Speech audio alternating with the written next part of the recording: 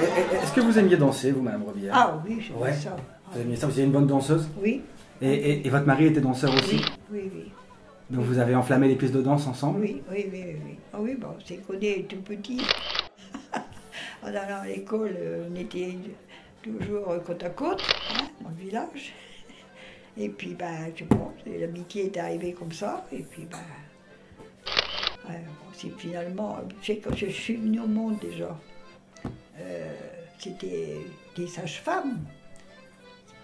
C'était qui accouchaient, hein, on n'avait pas de... On restait chez soi. Et puis, quand Lucien est arrivé le 21 octobre, moi je suis née le 22 mars, et ben la femme qui a accouché, elle a dit ça sera une femme pour Lucien.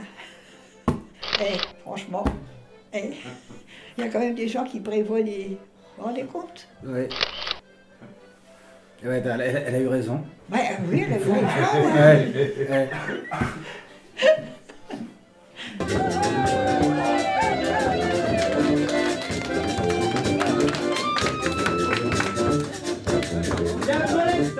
Paulette arrivée le 22 mars 1921.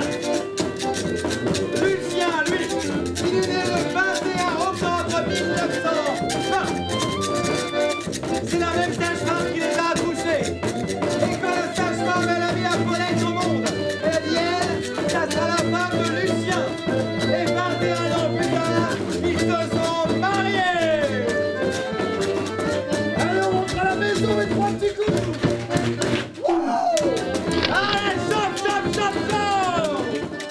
Mon père, il avait, c'est une histoire idiote, on avait un cochon, on l'avait appelé Hitler. Oui, mais c'est vrai. Donc, ils avaient été à Glizy. Ils étaient culottés, mes frères. Ils allaient à Amiens. Ils allaient scier les chaînes qui sont sur les volants de leur voiture. Ils allaient à Glizy avec leur voiture. Ils défaisaient les 4 pneus de la voiture. Ils laissaient ça sur l'aéroport. À Glizy. Oui, il y a un aérodrome à Glizy, voilà, à côté d'Amiens. Et ils revenaient avec les pneus. Ils avaient caché ça dans un tas de blé qu'on avait pour nourrir Hitler, justement. Ils viennent, ils regardent le tas de blé, ils ont eu la pire peur de leur vie.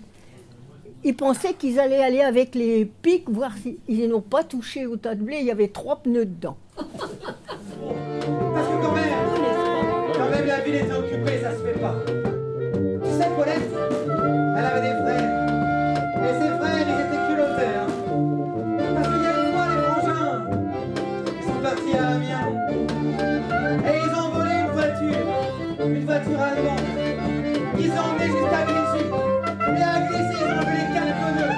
Les 4 pneus, ils les ont enfouis. Enfouis dans un tas de blé. Le tas de blé du cochon. Ouais, parce que Paulette, elle avait un cochon qu'elle avait appelé Hitler. Et ben, tas de blé, c'était tas de blé pour nourrir le cochon. Et les Allemands, ils sont venus devant le tas de blé avec les lances. Les frangins étaient pas fiers. Si jamais les Allemands ils piquaient, si jamais ils piquaient le tas de blé. Et ils l'ont pas piqué. Et Hitler, il a pu continuer à manger ses grains. Et les Allemands, eux, ils sont sages, mais jamais rentrés dans le mariage. Heureusement, hein. Hey, qu'est-ce qu'on aurait dit? Ouais. Qu'est-ce qu'on aurait dit? Plus le droit d'avoir de lumière. Au bout d'un certain temps, il ne fallait pas de lumière, il ne fallait pas qu'ils voient des joints de lumière dans les volets de la porte. C'était l'extinction. Voilà, Mais voilà. continuez à danser. Mais mettez des bougies. Merci. J'ai même ramené des carnets de balles qu'on a retrouvés. Donc on était une équipe où on allait dans les dancings, Brombault, Savigny. On nous donnait ça en début d'année.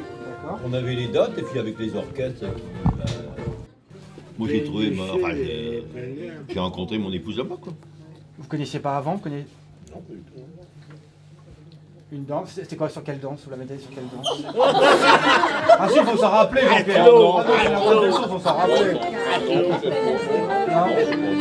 Bon, ça a été la soirée, quoi. Ça a été la soirée.